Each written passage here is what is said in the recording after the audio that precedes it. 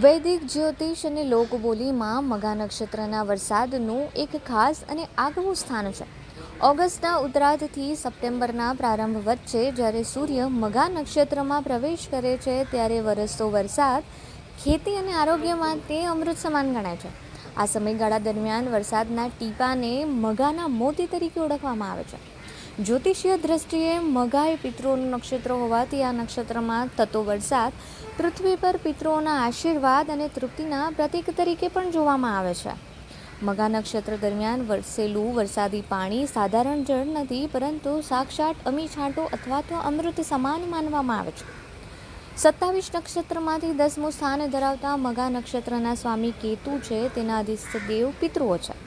મઘા શબ્દનો અર્થ જ મહાન અને પ્રતિભાવશાળી થાય છે, જેના કારણે આ સમયગાળામાં વરસતા પાણીમાં પ્રાકૃતિક અને ઔષધીય ગુણોનો અદ્ભુત ભંડાર જોવા મળે છે. જય શ્રી કૃષ્ણ. હું શાસ્ત્રી શ્રી કિશોરભાઈ દવે. મઘા નક્ષત્રની અંદર વરસેલો વરસાદ એ શાસ્ત્રમાં અમૃત સમાન કીધું છે.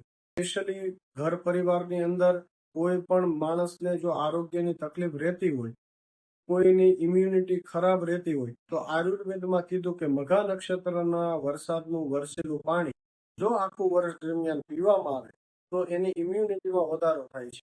ઘરમાં જેટલા પણ આપણા નાના બાળકો છે, એ નાના બાળકોને પણ જો આ વરસાદનું પાણી રોજ પીવડાવવામાં આવે તો એની ઇમ્યુનિટીમાં વધારો થાય છે. કોઈ પણ પ્રકારની બીમારીની અંદર જલ્દીથી ઝડપથી જો રિકવરી કરવી છે તો મઘા નક્ષત્રનું પાણી એ અમૃત સમાન છે.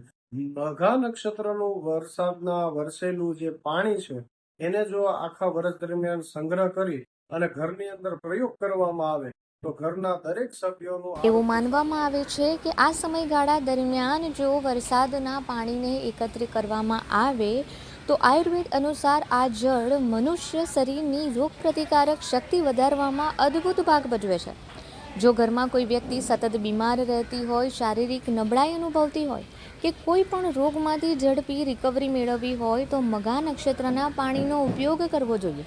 ખાસ કરીને ઘરના નાના બાળકો કે જેમની રોગ પ્રતિકારક શક્તિ સંવેદનશીલ હોય છે, તેમને દરરોજ આ જળ પીવડાવવામાં આવે તો તેઓ મોસમી બીમારીઓ અને અન્ય શારીરિક તકલીફોથી આખું વર્ષ સુરક્ષિત રહે છે.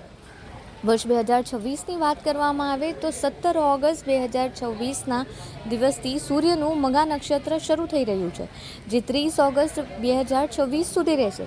જ્યોતિષ શાસ્ત્રીઓનું કહેવું છે કે આ 13.5 દિવસ સુધી જો આકાશમાંથી વરસેલા વરસાદના પાણીનો સંગ્રહ કરવામાં આવે અને એનો આખો વર્ષ દરમિયાન ઉપયોગ કરવામાં આવે તો તે ફાયદાકારક સાબિત રહેશે. શાસ્ત્રમાં એવું કીધું છે કે શરીર માધ્યમ ખરું ધર્મ સાધનમ, કે આ સંસારના તમામ પ્રકારના સુખ એ શરીરના માધ્યમથી છે.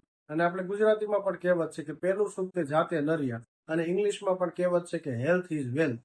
તો જો બધાએ સારી ઇમ્યુનિટી, સારી હેલ્થ અને લાંબુ નિરોગી અને સ્વસ્થ આયુષ્ય જોતું છે તો આ વખતે તારીખ 17 ઓગસ્ટ 2026 ના દિવસથી સૂર્ય નક્ષત્ર મઘા નક્ષત્ર ચાલુ થાય છે, જે તારીખ 30 ઓગસ્ટ 2026 સુધી રહી છે. તો 17 ઓગસ્ટ થી 30 ઓગસ્ટ સુધી જે આ મઘા નક્ષત્રનું વરસાદનું વરસેલું પાણી છે એ તમારા ઘરની અંદર, તમારા છત ઉપર એને આખા વર્ષ દરમિયાન એને સંગ્રહ કરવું જોઈએ. એનો આખા વર્ષ દરમિયાન ઉપયોગ કરશો તો તમારા ઘર પરિવારમાં જેટલા પણ સભ્યો છે એનું બધાનું આરોગ્ય સારું રહે. બીજું કે મઘા નક્ષત્રનું પાણી એ રોજે તમારા મટકાની અંદર થોડું મિક્સ કરવામાં આવે, ડેઈલી રૂટીનની અંદર થોડું ઘણું મિક્સ કરવામાં આવે તો પણ એ આખું પાણી એ મઘા નક્ષત્રનું પાણી બની જાય છે.